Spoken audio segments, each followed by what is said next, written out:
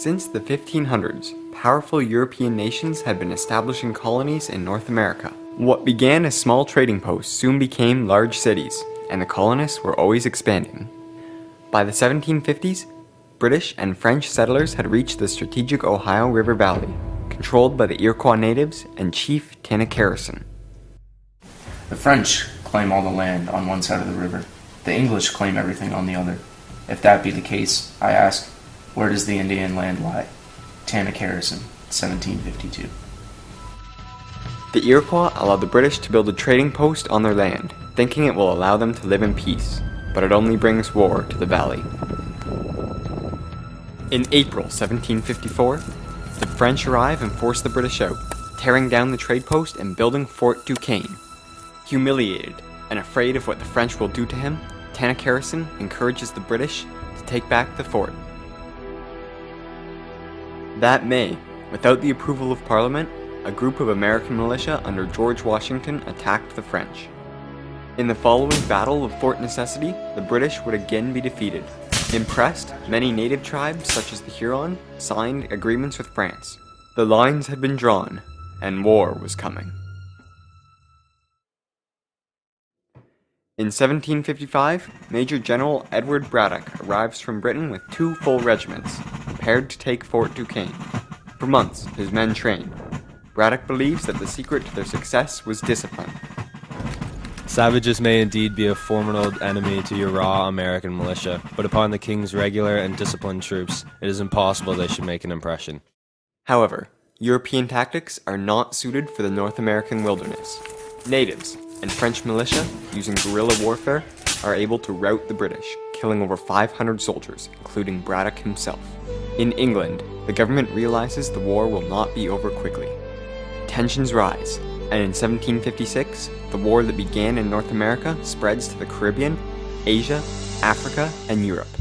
The winner will decide the fate of the world. That year, General Montcalm becomes commander of the French army. He thinks that with a new strategy, they could quickly defeat the British. It is no longer the time when a few scalps or the burning of a few homes is of any advantage, or even an object. In 1757, he takes nearly 8,000 soldiers into America to attack the British at Fort William Henry.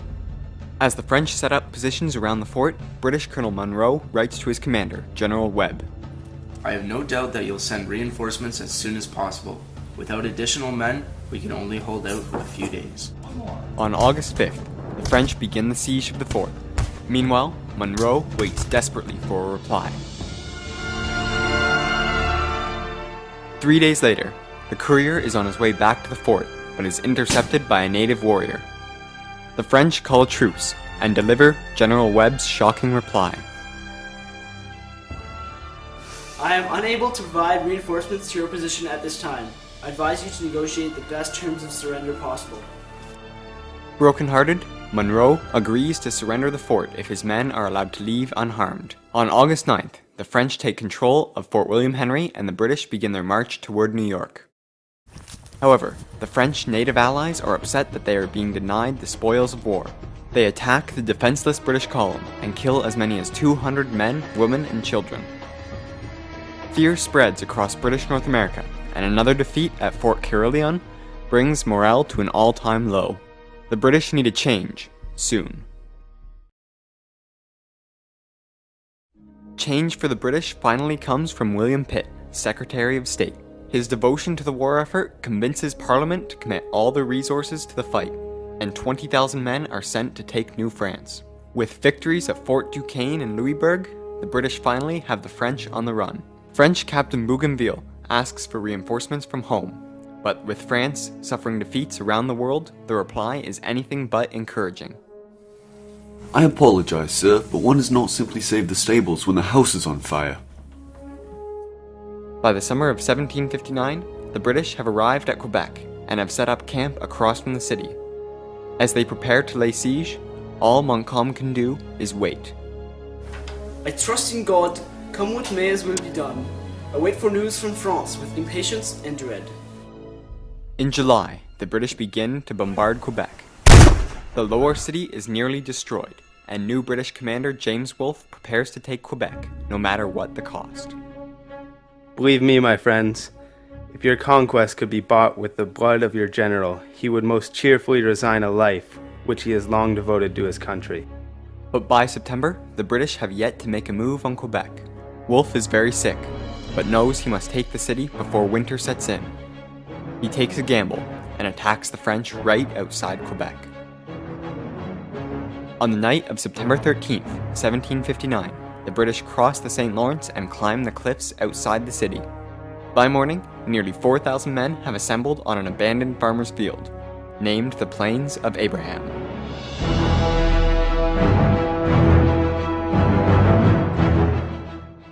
James Wolfe surveys the ground and waits for the French. He knows that this battle will decide the fate of Canada.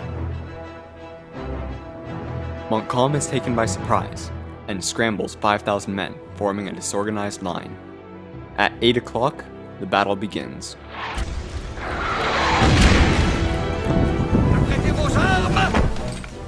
The French advance within range and fire a ragged volley.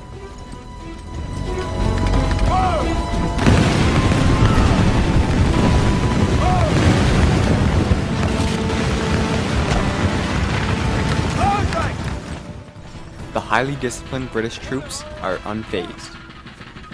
The French resume their advance, becoming more disordered with every step. When they are finally within 40 meters of the British, Wolfe prepares to fire.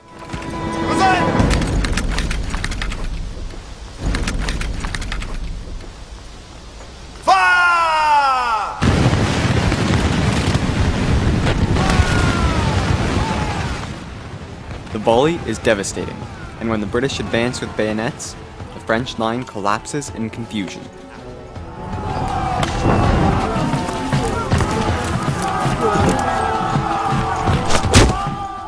The surviving French soldiers retreat back to Quebec, and the British are victorious. The battle lasts only 15 minutes, but over 1,300 men are killed, including both generals. Wolfe lives only long enough to hear of his victory. Then God be praised, I shall die in peace. Montcalm will die the next day, happy he will not live to see the British enter the city.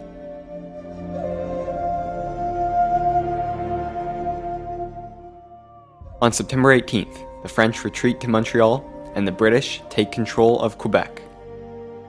That winter, the French will try to retake the city, but will be forced to retreat due to lack of supplies. By the summer of 1760, the British have arrived in Montreal.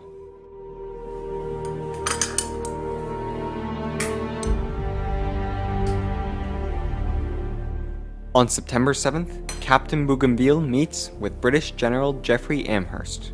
Bougainville wants to negotiate a treaty that would allow the French to keep Montreal, but Amherst escorts him out of the office, saying, I have come for Canada, and I will accept nothing less. Broken-hearted, Bougainville returns to the French lines and prepares for surrender. I ordered the men to burn their colors, to save them the embarrassment of handing them over to the enemy.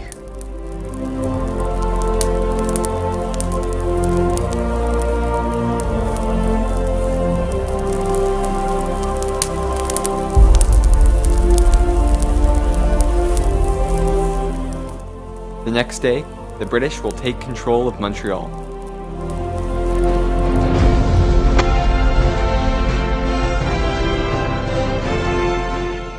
Fireworks light up the sky of Boston and New York. New France has fallen, and Britain and their colonies are victorious.